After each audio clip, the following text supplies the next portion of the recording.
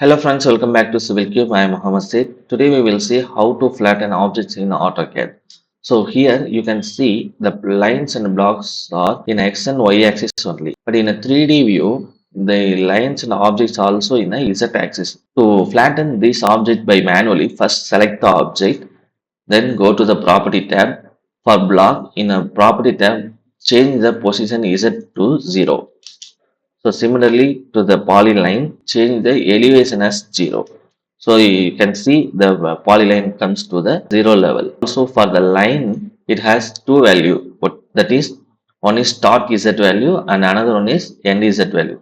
Both values are 0. Then only the lines are drawn in a 0 level. So this is the manual method to change the elevation Z axis value for all the blocks and line objects.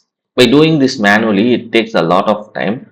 To reduce this time, we are using a YQARCH plugin. First, select all the object, then go to YQARCH plugin. In the menu, select check and correct, then click clear Z axis of objects. So now you can see all the objects are in a 0 level. So this is the method to flatten object in AutoCAD. In our next video, we will see another information. Thank you.